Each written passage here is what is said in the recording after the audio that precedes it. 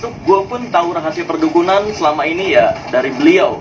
Gue pun tahu rahasia perdukunan selama ini ya dari beliau. Gue pun tahu rahasia perdukunan selama ini ya dari beliau. Maka dari itu gue ingin memperkenalkan siapa orangnya nih. Bahkan beliau ini sampai mendapatkan rekor muri sebagai orang pertama yang membongkar rahasia perdukunan secara sains di Indonesia. Langsung aja kita menuju ke rumahnya nih. Oke, ini teman-teman kenalin, namanya Bang Awa ya. Sekarang masih kita panggil dia nggak? Yoi. Masih yo.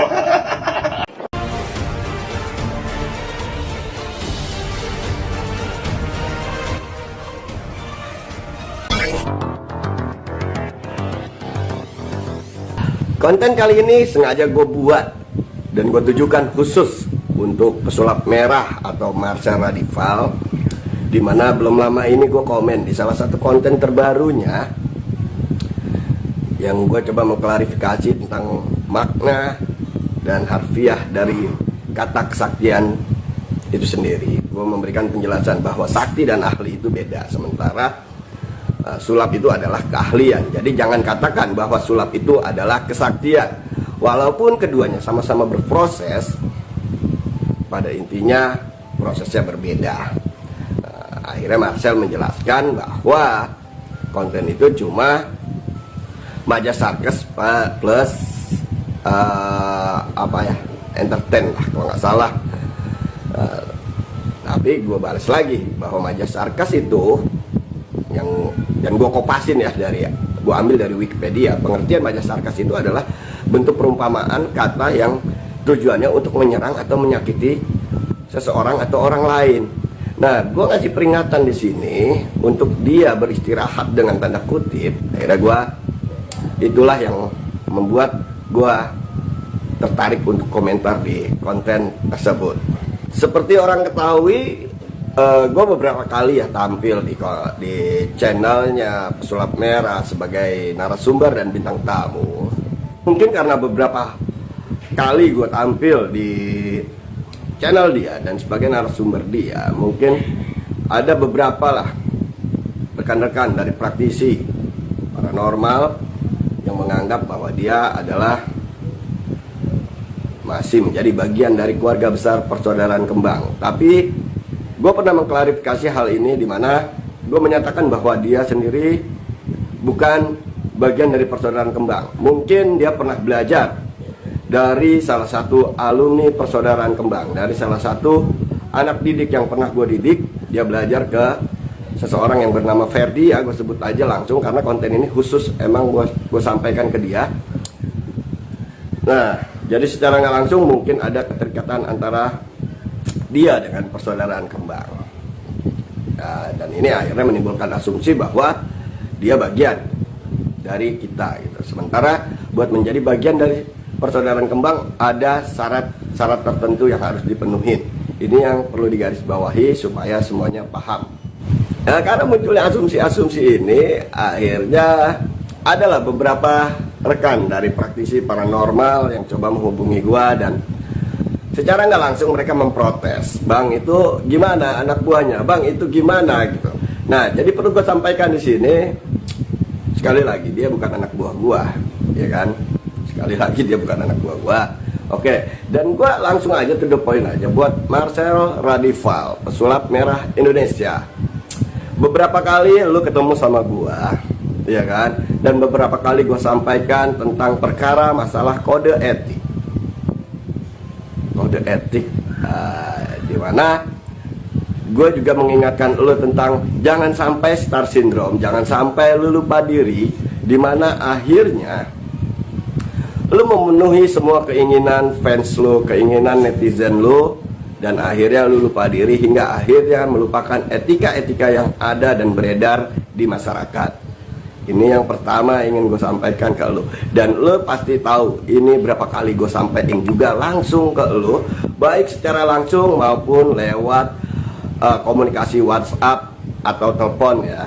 Ya, Sel, terserah lo menganggap gue sebagai abang lo, saudara lo, sahabat lo, atau guru dari guru lo, itu terserah lo. Gue nggak penting hal-hal seperti itu. Pastinya biar bagaimanapun awalnya gue ngedukung tentang apa yang lu lakukan selama ini. Awalnya gue support lu penuh. Kenapa? Karena secara nggak langsung gue merasa ada yang meneruskan, dimana dulu jauh sebelum lu tampil, lu tahu sendiri bahwa gue sebegitu frontalnya memerangi para dukun yang menurut gue adalah oknum dan moduser gitu. Tapi gue perlu mengingatkan di sini sama lu, Sel.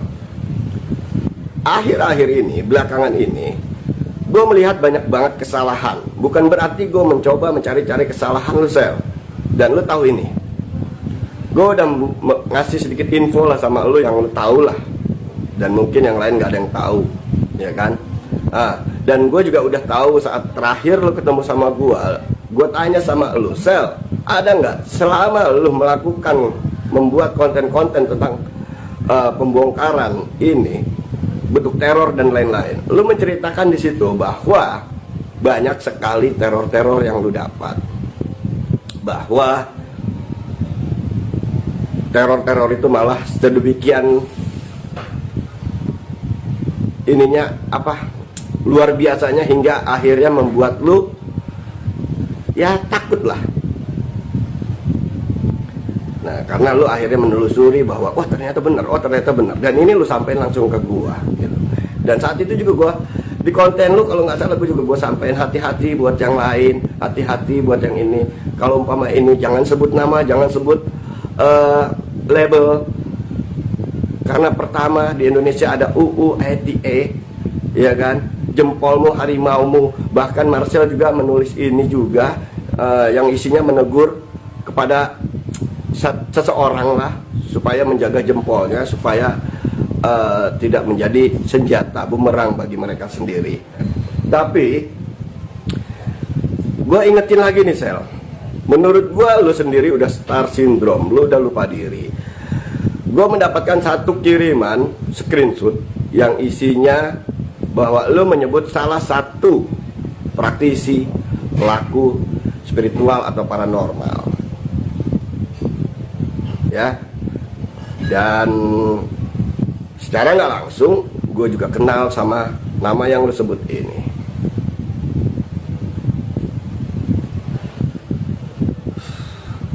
Ini aja udah gue ngeliatnya udah kesalahan, Sel.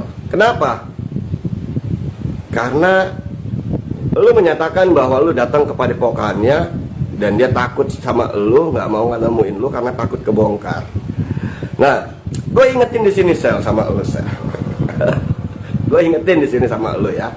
Tapi yang harus lu pahami di sini adalah bisa jadi orang itu males bermusuhan sama lu, males ngeladenin lu.